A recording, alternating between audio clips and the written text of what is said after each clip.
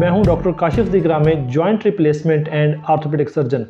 जो हम जोड़ों का ऑपरेशन करते हैं, हिप रिप्लेसमेंट या नी रिप्लेसमेंट, उससे ऑपरेशन से पहले आपने क्या तैयारी करनी है, इस वीडियो में उस हवाले से हम बात करेंगे।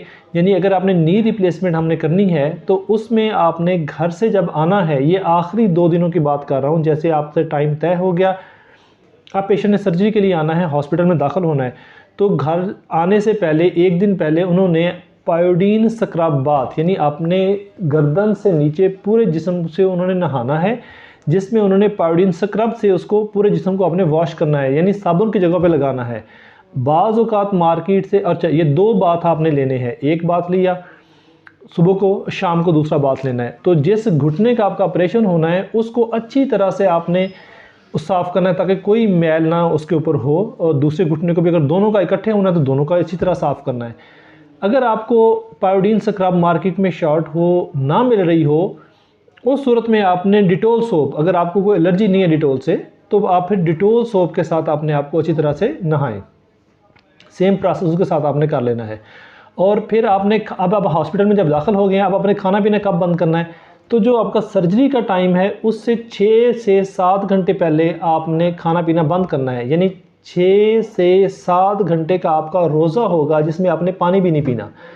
लेकिन कुछ हम मेडिकेशन होती हैं जो कि आपने साथ लेनी है, उसमें 2-3 तरह की मेडिसिन होती हैं। एक है जो कि अगर आपको पहले से कोई शुगर है, ब्लड प्रेशर है, तो उसकी आपने दवाई कंटिन्यू करनी है, तो वो कैसे लेनी है इस पे हम बात करते हैं। दूसरा, कुछ आपको प्रीएम्प्टिव एनाल्जेसिया, यानी कि ऑपरेशन चूँकि मेजर सर्जरी होती है, इसमें आपको दर्द ज़्यादा होता है, तो उसकी हम प्री मेडिकेशन करते हैं, प्रीएम्प्टिव एनाल्जेसिक मेडिसिन दी जाती हैं, तो उसका आपने लेनी होती हैं। अच्छा, अगर आप पहले से डिस्प्रिन या एस्प्रिन ले रहे हों तो सर्जरी से, जैसे मुख्तलिफ नामों से आती है, एस्कार्ड के नाम से है, यानी अगर जिनको दिल की तकलीफ़ है और वो खून पतला करने वाली कोई दवाई ले रहे हैं, तो उन्होंने वो दवाई अपनी बंद करनी है 7 दिन या 5 से 7 दिन पहले वो दवाई बिल्कुल बंद कर देनी है।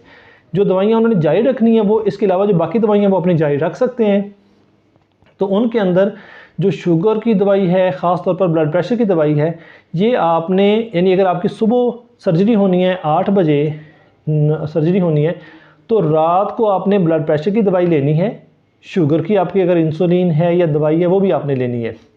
और उसके अलावा लेकिन आपने जो दर्द की दवाइयाँ हम आपको देंगे वो आपने लेनी है। आपको बताएंगे कि जो पेन की मेडिकेशंस आपने रात को लेनी है वो आपको लेनी होगी। उसके अंदर क्या होता है कि प्रीगैबलिन होती है, सेलिकॉक्सिब होती है, पैरासीटामोल होती है। अगर आपको मैदे में जलन तकलीफ़ हो तो फिर ओमेप्राज़ोल भी हम साथ देते हैं। मॉर्निंग में, यानी अगर 8 बजे सर्जरी होनी है तो सुबह 6 बजे, यानी ऑपरेशन से 2 घंटे पहले आपने दवाइयाँ दोबारा लेनी होती हैं। वही दवाइयाँ, प्रीगैबलिन भी, सेलिकॉक्सिब भी, पैरासीटामोल भी, उसकी मेडिकेशन हम आपको बता देंगे डोज़ किस तरह से आपने लेनी है। तो ये दवाइयाँ आपने लेनी होती हैं, ओमेप्राज़ोल भी। तो और आपने इसके अलावा ब्लड प्रेशर की दवाई साथ आपने लेनी होती है, 2 घूंट पानी के साथ ये दवाइयाँ आपने ले लेनी है। बाकी आपका रोज़ा होगा, लेकिन 2 घूंट पानी के साथ, सिंपल जो वाटर है, प्लेन वाटर के साथ ये दवाइयाँ आपने ले लेनी है। लेकिन शुगर की दवाई, चाहे वो गोली की शक्ल में है या इंसुलिन की शक्ल में है, वो आपने नहीं लेनी। और बाकी सिर्फ ये पेन मेडिकेशंस आपने ले लेनी है, और फिर इंशाल्लाह 8 बजे आपकी सर्जरी हो जाएगी। तो ये आपकी बुनियादी तैयारी है सर्जरी से पहले जो कि आपने करनी है।